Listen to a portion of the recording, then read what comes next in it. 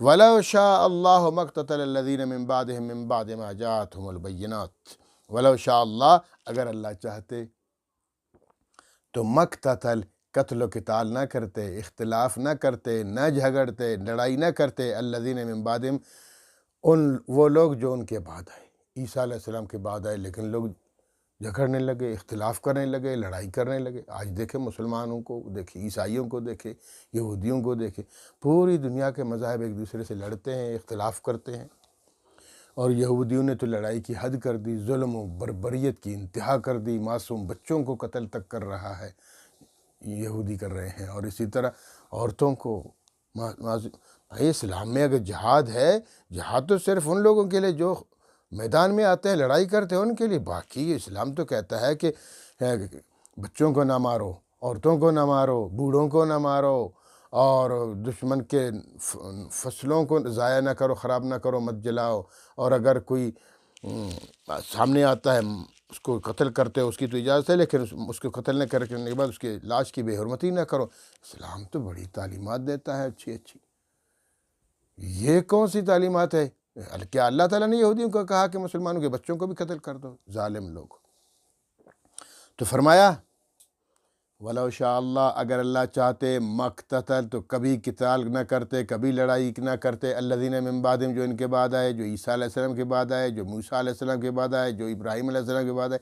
اللہ نے تو انبیاء بھیج دیے، انبیاء نے تو رہنمائی کر دی، لوگوں کو راہ راست دکھا دیا، تو چاہیے تھا کہ لوگ اسی ایک راہ پہ چلتے اور اختلاف کبھی نہ کرتے۔ تو اللہ فرماتے اگر اللہ چاہتے تو کبھی ایسا نہ ہوتا۔ تو مطلب یہ کہ اللہ کی چاہت اس میں ہے کہ لوگ اختلاف کریں، لوگ آپس میں لڑیں، کیونکہ آگے اللہ نے 2 ٹھکانے بنائے ہیں، جنت بھی ہے، دوزخ بھی ہے۔ یہ ایک تقدیری مسئلہ ہے، اللہ کی چاہت، تقدیر، یہ تو ایمانیات میں ہے۔ ہم تو کہتے ہیں نا والقدر خیرہ وشرہ من اللہ تعالی، اللہ کی طرف سے تقدیر پر ایمان لانا فرض ہے۔ تقدیر کیا ہے کہ والقدر خیرہ وشرہ من اللہ تعالی، کوئی خیر آتی ہے، کوئی شر آتی ہے، کوئی بھلائی آتی ہے، کوئی برائی آتی ہے، کوئی نعمت آتی ہے، کوئی مصیبت آتی ہے، سب اللہ کی طرف سے۔ تو یہ تو ہمارے ایمان کا حصہ ہے، اگر ہم اس پر ایمان نہیں لائیں گے تو ہم کافر ہو جائیں گے۔ اب رہ گئی بات یہ ہے کہ اس کی تحقیق کے پیچھے مت پڑو، وہ ہماری عقل سے، سوچ و فکر سے بالا تر ہے، تقدیر ہماری سوچ سے بڑھ کر ہے۔ سیدنا علی المرتضیٰ رضی اللہ تعالیٰ عنہ سے کسی نے پوچھا کہ محترم امیر المومنین، مجھے تقدیر کی حقیقت سمجھا دیں۔ فرمایا مت بات کرو اس طرح کی، تقدیر کی بات نہ کرو، یہ ایک تاریک راہ ہے، اس پہ چلو گے گمراہ ہو جاؤ گے۔ اس بندے نے پھر کہا کہ محترم مجھے تقدیر کی حقیقت سمجھا دیجئے۔ تو سیدنا علی المرتضیٰ رضی اللہ تعالیٰ نے فرمایا چپ رہو، ایسی بات نہ کرو، تقدیر ایک سمندر ہے، اس کی طرف جاؤ گے ڈوب جاؤ گے۔ اس بندے نے تیسری بار پھر کہا کہ مجھے تقدیر سکھائیے، مجھے تقدیر کی حقیقت بتا دیجئے۔ تو کیا فرمایا؟ فرمایا کہ تقدیر کی بات نہ کرو، تقدیر ایک پوشیدہ راز ہے، اور اس کے پیچھے چل پڑو گے عقل کھو دو گے۔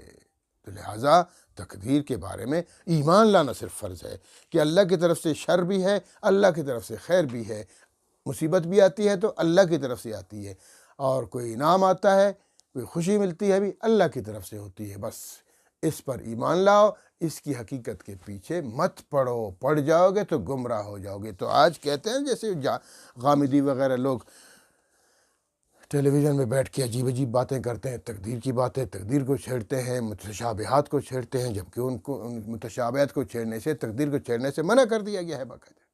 ایک دوسری روایت میں ہے، ام المومنین عائشہ صدیقہ رضی اللہ تعالیٰ عنہ فرماتی ہیں کہ تقدیر کی باتیں مت کیا کرو، تقدیر کی حقیقت کے پیچھے مت پڑو۔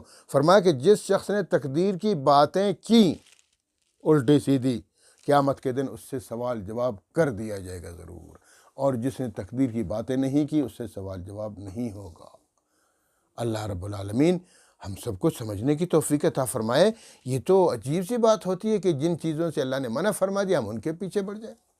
تو اس لیے فرمایا کہ یہ ایک تقدیری مسئلہ ہے کہ اگر اللہ چاہتے تو لوگ کبھی اختلاف نہ کرتے، اللہ چاہتے لوگ کبھی آپس میں نہ لڑتے، ایک دوسرے کو نیچا کرنے کی کوشش نہ کرتے، لیکن یہ اللہ کی چاہت اس میں ہے۔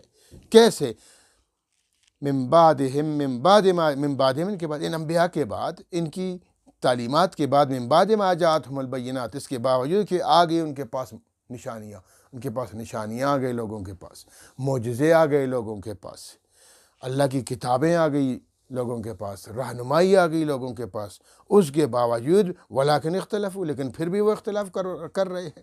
آج پوری دنیا اختلاف کرتی ہے۔ یہودی کہتے ہیں ہم ہی اچھے ہیں، باقی سب بھاڑ میں جائیں۔